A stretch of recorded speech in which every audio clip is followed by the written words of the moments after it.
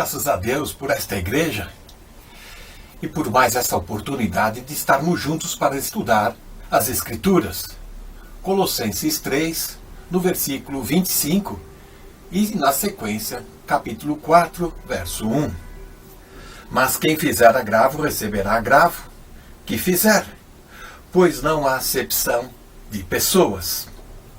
Vós, senhores, fazei o que for de justiça e equidade a vossos servos, sabendo que também tendes um Senhor nos céus. Uma pergunta que se faz por aqui, no Brasil, de um ditado popular que diz: aqui se faz, aqui se paga. Será que está correto?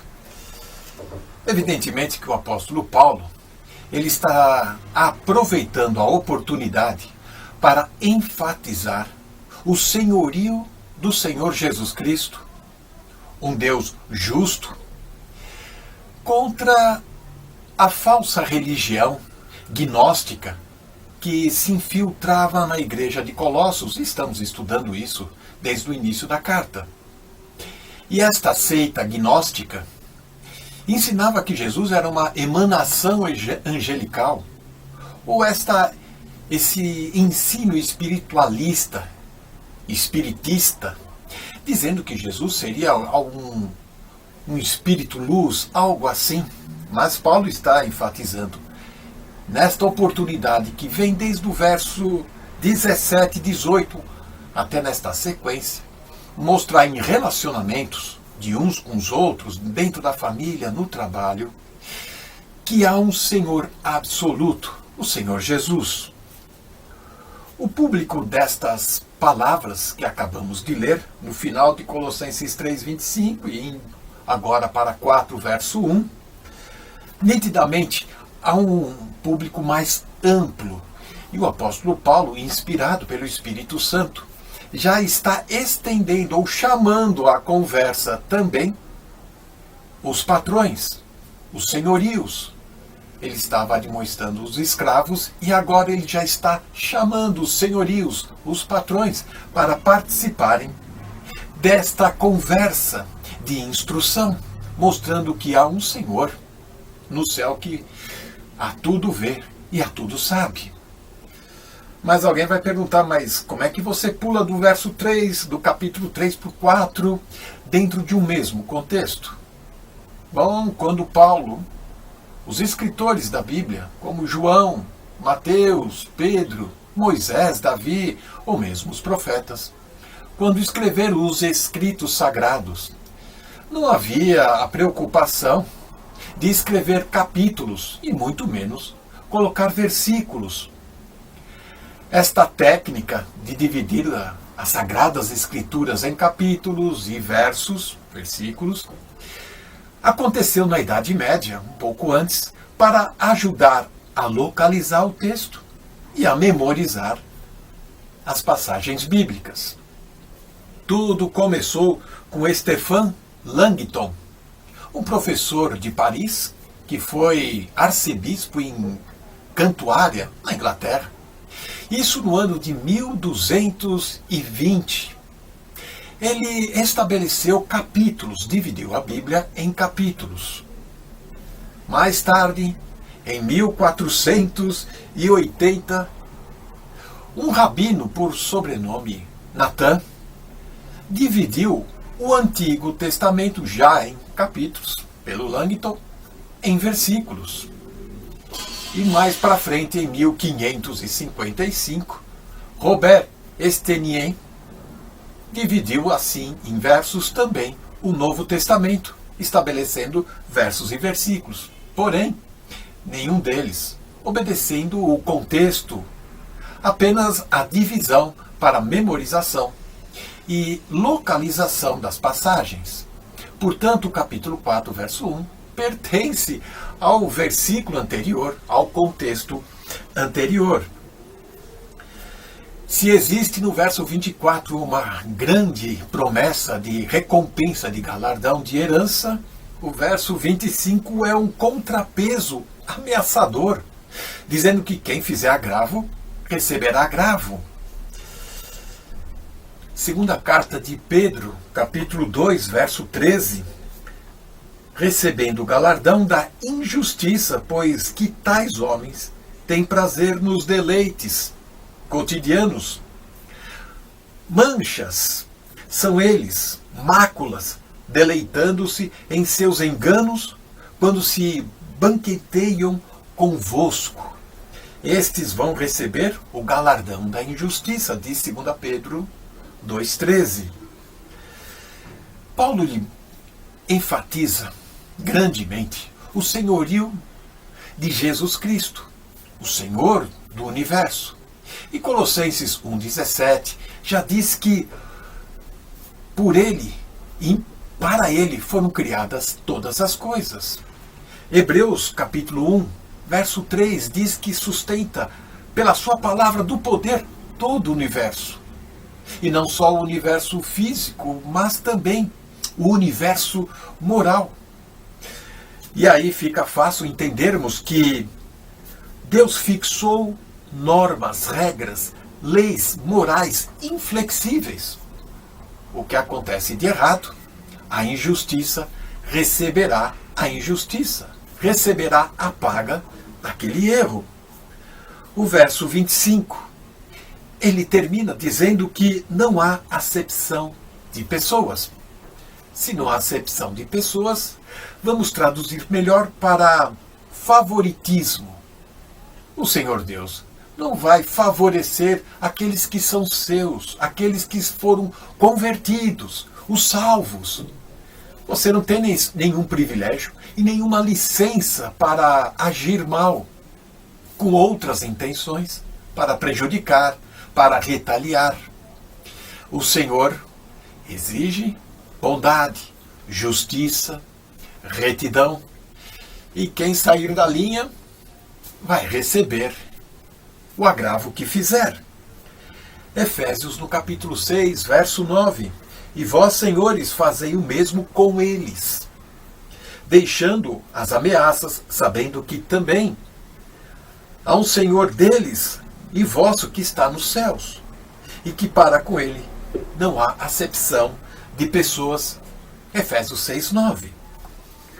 Paulo tem como alvo aqui estimular em duas direções o público de servos e também agora dos patrões, dos senhores. Primeiro é esvaziar qualquer intenção de maus tratos ou de injustiça ou de retaliação, sabotagem ou mesmo vingança por parte de algum servo, de algum escravo.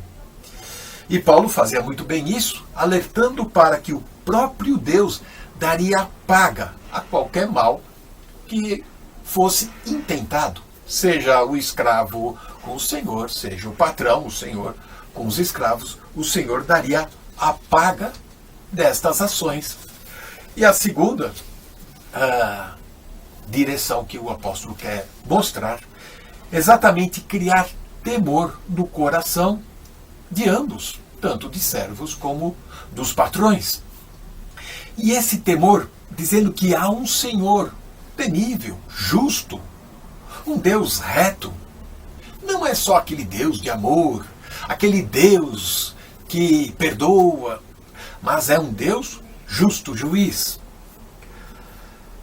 Mas isso não impede do Senhor Deus agir com rigidez para com os seus, para os seus queridos filhos, aqueles que ele tanto amou lá na cruz do Calvário. E estes que agora recebem a Cristo, podem sim receber, já nesta vida, a justa disciplina e castigo. Nós temos 1 Pedro 4, no verso 17. Porque já é tempo que comece o julgamento pela casa de Deus. E se primeiro começa por nós, qual será o fim daqueles que são desobedientes ao Evangelho de Deus? Esse é o contexto de primeira carta de Pedro, no capítulo 4, do verso 12 até o 17. Nós vamos entender isto. A lição que Paulo quer transmitir aqui é clara, ela é nítida. Ele não vai fazer acepção, favoritismo, privilegiar algumas pessoas, isentando de castigo, de disciplina. O seu castigo paternal nós podemos conferir na carta de Paulo aos Hebreus. Hebreus 12, verso 5. E já vos esquecestes da exortação que argumenta convosco, como filhos. Filho meu, não despreze a correção do Senhor, e não desmaies quando por ele fores repreendidos. Hebreus 12, no verso 11. E na verdade, toda a correção no presente não parece ser de gozo, de alegria, senão de tristeza, mas depois produz fruto pacífico, de justiça nos exercitados por ela. Isso acontece nesta vida. Mas também temos o tribunal de Cristo, conforme 1 Coríntios 3, no verso 15. Lá também muitas pessoas vão passar por esse tribunal chamuscados, queimados, entrando no reino de Deus, porque suas obras foram pesadas, foram qualificadas, e muitas delas não se acharam adequadas. Portanto, muitas vezes vamos ser disciplinados, pois Deus é Pai, e todo pai quer o melhor para o filho. E quando o filho é displicente, indiferente com as coisas da família, do pai, o pai disciplina. O pai pesa a mão, principalmente quem está em pecado. Por isso, a urgência, a necessidade de buscarmos na palavra a direção correta para a nossa vida. Essa foi uma introdução ao capítulo 4 de Colossenses, terminando o capítulo 3. Que o Senhor nos ajude. Amém. Continuando o nosso estudo na Carta aos Colossenses, não posso deixar de vos enviar um grande abraço para todos vós que seguis este estudo e sempre com aquela oração para que o Senhor possa, na verdade, ajudar-vos, a vós e a nós, a conhecermos melhor a palavra de Deus, a sua vontade para as nossas vidas, a fim de experimentarmos aquela que de facto é a vontade de Deus perfeita, agradável e boa. Em Colossenses 3,25 e ainda em Colossenses 3,25 diz assim a passagem: mas quem fizer agravo receberá o agravo que fizer, pois não há distinção de pessoas. Quando nós lemos que Deus não faz distinção de pessoas, isto deve ser levado bem a sério. O apóstolo Paulo até aqui tem estado a falar dos servos. Ora, noutros locais da palavra de Deus, nós lemos que o juízo que incidirá sobre os senhores será muito rigoroso. Por exemplo, vejamos o que diz Tiago quando fala dos ricos, evidentemente senhores, pois os servos não são ricos ou não seriam servos. Em Tiago, no capítulo 5, versículos 1 a 6, Tiago escreve assim: Eia, pois agora vós ricos chorai e pranteai pelas vossas misérias que sobre vós hão de vir. As vossas riquezas estão apodrecidas e os vossos vestidos estão comidos da traça. O vosso ouro e a vossa prata se enferrujaram, e a sua ferrugem dará testemunho contra vós, e comerá como fogo a vossa carne. Entesourastes para os últimos dias. Eis que o jornal dos trabalhadores que ceifaram as vossas terras, que por vós foi diminuído, clama, e os clamores dos que ceifaram entraram nos ouvidos do Senhor dos Exércitos, e deliciosamente vivestes sobre a terra, e vos deleitastes. Cevastes os vossos corações, como num dia de matança. Condenastes e matastes o justo. Ele não vos resistiu. Isto está, portanto, em Tiago, capítulo 5, versículos 1 a 6. Todos sabemos muito bem da injustiça que usualmente graça no mundo laboral e no mundo empresarial. As histórias de injustiças praticadas pelos mais fortes, que são os senhores, sobre os mais fracos, que são os servos, são gritantes e são mesmo revoltantes.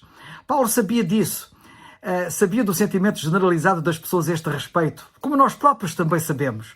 E perante essa realidade, muitos pensariam, como muitos hoje também pensarão, ou poderão pensar, que a mão de Deus será pesada sobre os ricos e poderosos, sobre os senhores, e ponto final. Porém, o ponto, aqui nesta passagem, é que o ponto não é final, mas é um ponto e vírgula, pois Paulo diz aqui muito claramente que Deus não faz acepção de pessoas e que, portanto, e é esse o contexto de Colossenses 3,25, os servos serão tratados pelo Senhor com igual rigor, pois o Senhor não faz acepção de pessoas.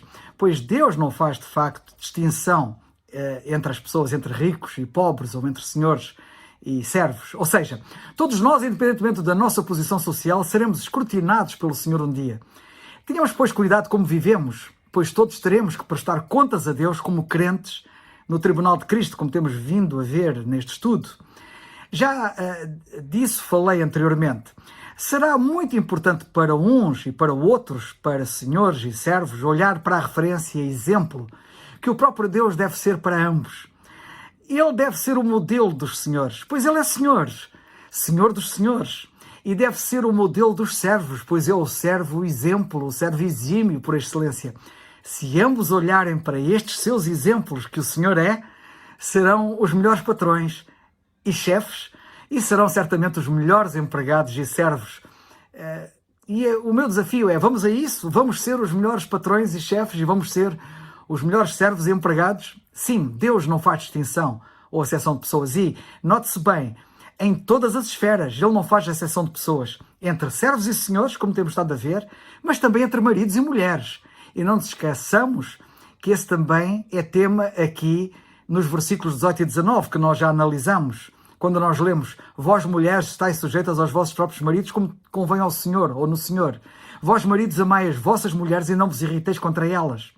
Neste caso também os homens são os mais fortes e poderosos, tendendo a ser prepotentes e a ser facilmente injustos com as suas esposas. Eles estão para as esposas como aos servos, ou como os senhores estão para os servos.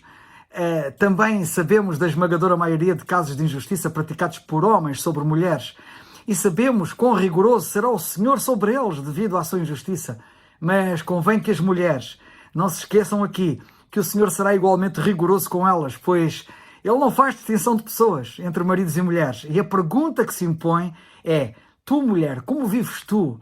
Tu como esposa, tu como mulher, tu como mãe, tu como filha de Deus. O Senhor irá escrutinar esses teus papéis. Não te esqueças, o facto dos homens passarem pelo rigor do juízo do Senhor não vos iliba a vós, mulheres, do mesmo rigor de juízo que o Senhor fará sobre vós. Portanto, queridas irmãs, prestai muita atenção a isto. Não vos esqueçais disto, que isto é muito importante. Deus não faz exceção de pessoas. Entre servos e senhores, não faz exceção de pessoas entre maridos e mulheres, mas também entre pais e filhos, pois esse também é tema aqui neste texto, nos versículos 20 e 21, que nós também já lemos e que eu vou recordar. Vós, filhos, obedecei em tudo aos vossos pais, porque isto é agradável ao Senhor. Vós, pais, não irriteis os vossos filhos, para que não percam o ânimo. Também aqui os mais poderosos são os pais, e os mais fracos e vulneráveis são os filhos. Também aqui sabemos quão inumeráveis são as histórias de prepotência que existe por parte dos pais sobre os filhos, de quantas injustiças é que eles praticam sobre a sua prole. O rigor do juízo do Senhor nesta área será igualmente tremendo, tanto mais que Ele é Pai, Pai da eternidade. Mas atenção, vós que sois filhos, tomai muita atenção. Deus não faz exceção de pessoas. O juízo sobre vós será de igual rigor. Se Deus tem a sua própria referência, que Ele é como Pai, para escrutinar os pais, Ele também tem a sua própria referência, que Ele é como Filho, para escrutinar-vos a vós que sois filhos. Entre outras coisas, notai como em tudo o Senhor Jesus Cristo, como Filho, foi obediente ao Pai e lhe agradou em tudo, fazendo sempre a sua vontade. Ele deve ser a vossa referência como filhos. Olhai para Ele como Filho e segui-lhe as pisadas. Mas nós agora estamos a analisar os servos e senhores. E vamos agora analisar particularmente os senhores ao entrarmos no capítulo 4 e no versículo 1, que, como disse bem o nosso irmão Alberto, é a continuação do tema do capítulo 3. Não havendo qualquer divisão no texto original, no original não havia capítulos nem versículos. Lemos em Colossenses 4:1, vós, senhores, fazei o que for de justiça e equidade aos vossos servos, sabendo que também tendes um Senhor nos céus. Aos senhores é dito para fazer o que está certo, justiça, e com equidade, ou seja, igualdade, não se julgando superiores. O pensamento é reforçado no fim do texto, quando o texto diz, sabendo que também tendes um Senhor nos céus. Portanto, estáis em posição de igualdade, e é isto que Paulo está aqui a dizer aos senhores para terem isso em atenção, que eles estão em situação de igualdade. Isto é o mínimo que é requerido. Serem justos e qualitários, é o mínimo. Mas o crente sabe bem que a bitola para ele não é o mínimo. A bitola para o crente é sempre o máximo. Em 1 Coríntios 15:58 nós lemos de sermos sempre abundantes. Esta é a tónica que deve reger o crente. Ser sempre abundante. Nunca estar contente com o patamar que atingiu, mas subir sempre o patamar. Sempre abundantes. A linguagem de Paulo em Romanos 1:15 é: quanto está em mim? É dar o máximo, é dar tudo, é dar até não poder mais. O crente sabe que ser justo é o mínimo que ele deve fazer. Ele sabe que deve agir em graça, que é aquilo que deve ser a tónica dominante da vida do crente. O crente não deve agir meramente em justiça, que é o mínimo, mas deve agir em graça. O que nós lemos em Colossenses 3:16, que nós já passamos por lá, que no relacionamento com os outros, que é o tema do contexto, a palavra de Cristo deve habitar no crente com graça. É curioso nós lermos ali com graça. No relacionamento com os outros, o nosso relacionamento deve ter sempre a tónica da graça. E, portanto, devemos sempre agir com os outros com graça. Romanos 6:15 diz que nós não estamos debaixo da lei, mas debaixo da graça. E 1 Coríntios capítulo 15, versículo 10, nós lemos: mas pela graça de Deus sou o que sou. E a sua graça para comigo não foi vã. Antes trabalhei muito mais do que todos eles. Todavia não eu, mas a graça de Deus que está comigo. Portanto, é impressionante o que a graça, ao agir em nós, pode fazer, superando toda e qualquer expectativa. Graça não é apenas o nome da atual dispensação em que nós vivemos, que é chamada dispensação da graça de Deus. Graça deve ser a tónica da nossa vida em toda a nossa linha de ação. Melhor do que eu, o nosso irmão José Carvalho, que vive em Almada, poderia contar-vos muitas coisas boas de uma família bem conhecida no passado, chamada a família Walden, missionários pioneiros aqui em Portugal, particularmente na margem sul e em Lisboa. Esta família esteve também, humanamente falando, na origem da muito conhecida igreja nas Amoreiras, em Lisboa. Esta família era abastada. O irmão Walden, que era um homem muito piedoso, era um dos senhores de que a Bíblia fala. Ele tinha uma fábrica de cortiça em Cacilhas. Ele foi a primeira pessoa a ter um automóvel. Ele tinha um chofer que o conduzia. E quando de manhã ele se dirigia no seu automóvel, conduzido pelo seu chofer para a fábrica, e ele ia dando boleia aos operários que encontrava pelo caminho, até ao ponto da viatura ficar cheia de operários, saindo ele da mesma e fazendo ele o resto do percurso a pé para que todos os seus operários fossem na viatura. Não surpreende ver como o evangelho que ele pregava ter ampla aceitação entre as pessoas que o ouviam. Conheço alguns crentes, patrões, que costumam dar aos seus empregados, nos nossos dias, um salário superior ao requerido por lei. Isto chama-se graça. E é assim, nesta e noutras áreas, que os senhores atualmente devem tratar com os seus empregados, com graça. Que seja dito dos patrões e chefes o que nós lemos em 2 Coríntios 9:14. E lemos assim: tendo de vós saudades, por causa da excelente graça de Deus que em vós há. E também termino com as seguintes palavras que Paulo diz a Timóteo na segunda carta que lhe escreve no capítulo 2 e versículo 1. Tu, pois, meu filho, fortifica-te na graça que há em Cristo Jesus. Que assim seja.